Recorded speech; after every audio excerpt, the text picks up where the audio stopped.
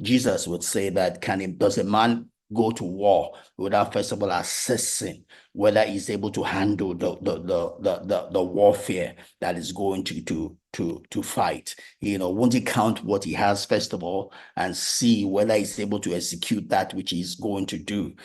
Jesus says, think, prepare, think, prepare, think, prepare. It's not a sin to think and prepare, right? So it's for us to think about 2025. What do we need to execute 2025? What do we want our 2025 to be like? Do we want our 2025 to be exactly like 2024? Do we want it to be better? What are the things I'm learning from 2024 that I can apply in 2025 and make my 2025 better? What are the mistakes I made in 2024 that I don't want to repeat in 2025? And how do I go about not repeating them? What are the things I did well in 2024 that I want to do better in 2025? We need to start thinking about those things and begin to put the plans in place to be able to achieve that. This forms also a prayer point. A lot of us just pray for the sake of praying. We'll wait for someone else to give us prayer point, and we'll waste our time just making noise because it's not coming from the recess of who we are.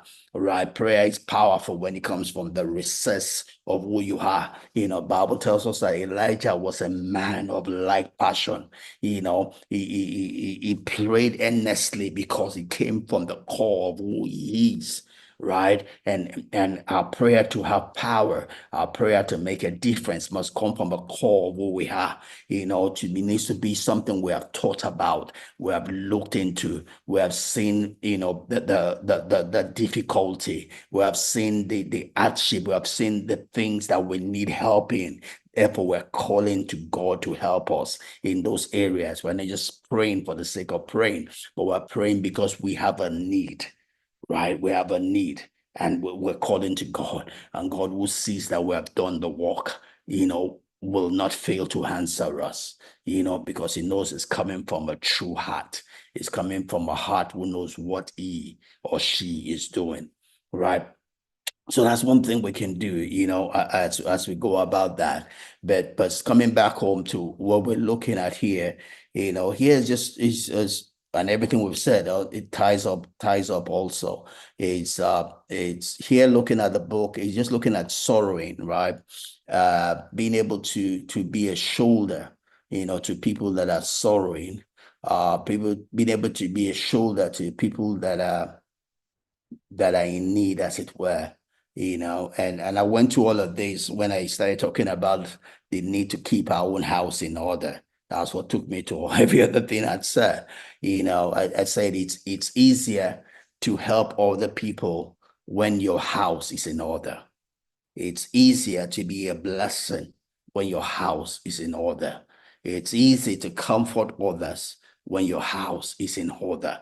The Apostle Paul will say that we should comfort others with the same comfort when we are being comforted, right? With the same comfort when we are being comforted, right? It's easy to comfort someone when you have known comfort.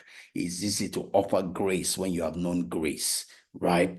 But our first job, our first tight task to be human in this world is to make sure that our own house is in order, that we grow ourselves, we grow ourselves, we develop ourselves, we face our own battles, as it were, and because you if you're not winning your own battles, you probably are not in a place to help other people win their own battles. You probably won't understand what they're going through. It makes a difference if you know what it means to, if your heart has felt pain before, then it's easier to comfort someone, who is in pain, and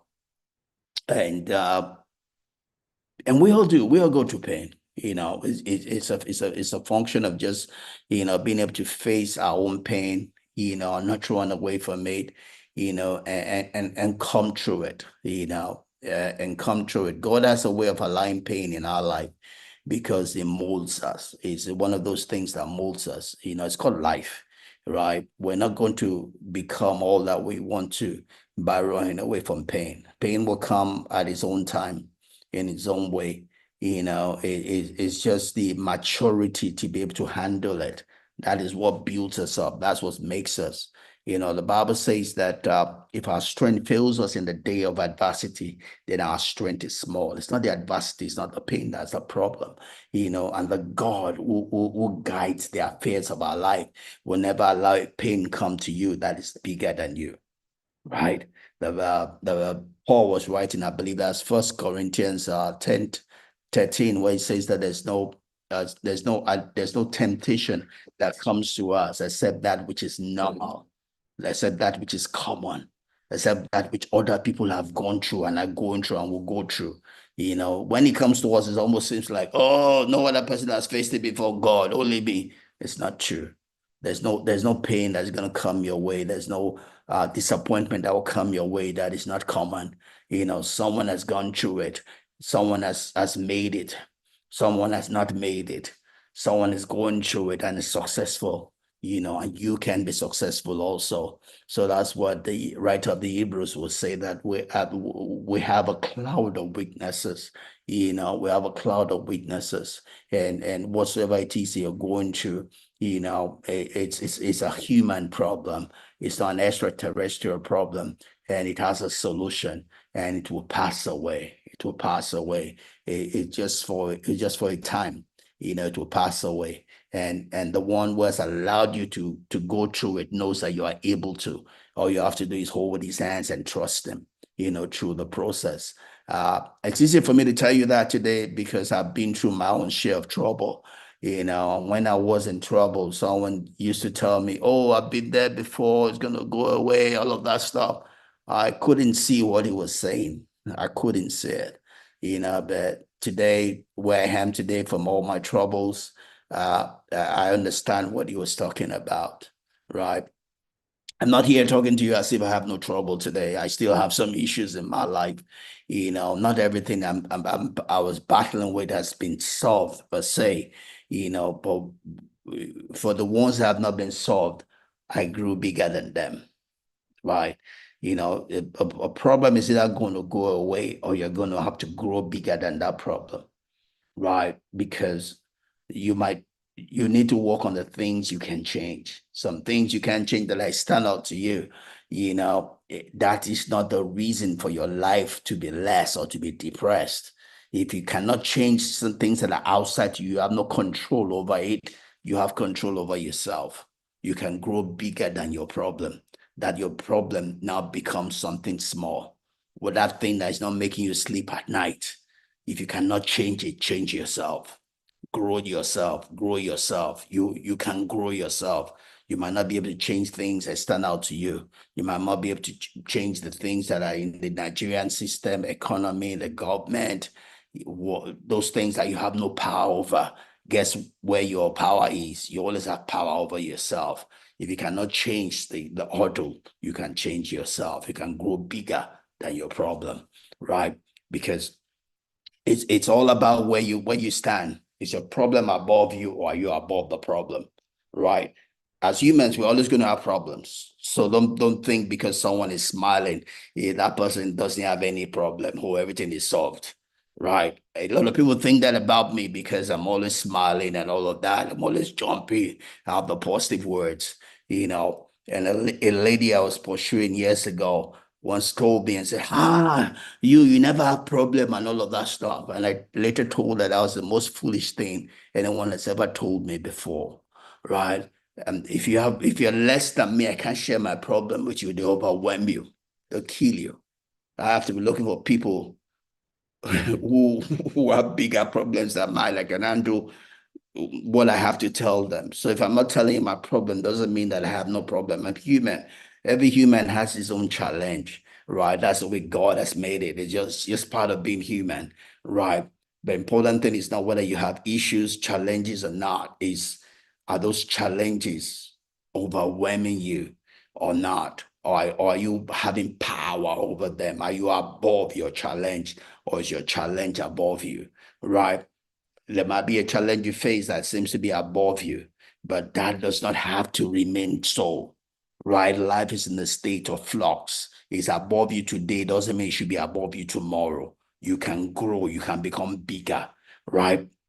One thing I do, and all of this I'm talking about the fact that you have to take care of yourself. You have to keep your own house in order, right? Because if you don't keep your house in order, you can't be a blessing to someone else. One thing I do every day is that I grow myself. I grow myself, right? I don't take my growth for granted. Um, this is me. This year is 41 years in the faith work. I came to the Lord in 1983, so it's 41 years, and in those years, there are times I get so busy, so sidetracked that I'm not building myself. I'm too busy to read my Bible, to pray, and I die because I get drained. I get to a place where I get burnt out, because I'm human. And I only have so much strength. If I don't keep on refilling, I'm going to drain out. I'm going to get burnt out, right? And burnt out, life will hit me, right? And life has hit me two major times, 10 years apart. And I was in depression for 2 years of those two times. So 4 years out of my 57 years I spent in depression, right?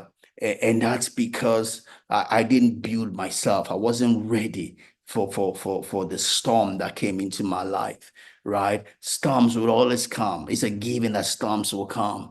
Adversity would come. It's a part of our life. It's gonna come. The question is, will you be ready when it comes, right? Don't let anybody fool you. Praying for you, you will have no storm, you'll have no adversity, you'll have no challenge. That's not a prayer, that's a curse, right? It's not a prayer, it's a curse. It's just telling that you will not grow. That's all it's telling you. It's praying that you will never grow because growth itself comes with its own adversity, with its own storm, right? It's not as much as running away from a storm or the adversity, is being ready when it comes, right? I was there, online as my mother breathed her last breath. If that had hit me at some other time, I would have been depressed, but I was ready when it happened, right? My house was in order. So it was easy for me to go through that experience of my mother dying. I miss my mother, no doubt about it, but I was ready. I was not in a psychological state that could not handle that storm. My house was built on the rock at that point in time. Or another point in time in my life, it could have torn me into pieces. But at that point in time, my life was built on the rock. That's what I do every day. I try to build some, build some, build some, build some, build some. That's what I'm doing right now. So spending this time together, I'm building my house. Everything I'm talking to you right now, guess what? I'm talking to myself also. I'm the first listener to everything I am saying right now, right? It's part of my building process, my preparation for this, my reading the book, my reading the Bible. All I gotta do today, I gotta do a prayer meeting here during the week. I gotta teach for the prayer meeting. I gotta prepare. Everything I do is building me up. I'm building my house, right? Because a storm is coming. A storm is coming. It's not from the devil. A storm is coming. It's going to test all that I'm doing right now. That storm is going to test whether my house is built on the rock or not, and that the effectiveness of what I'm doing today will be tested by the storm. If I pass that, God takes me to another level. I pass that, God takes me to another level. God has great things for me in 2025. That is going to be the question is asking is, are you ready? Are you ready? Every time I'm building my house and I'm making sure my house is in order, I'm preparing and I'm answering God. Yes, God, bring it on. Bring it on, God. Bring it on, God.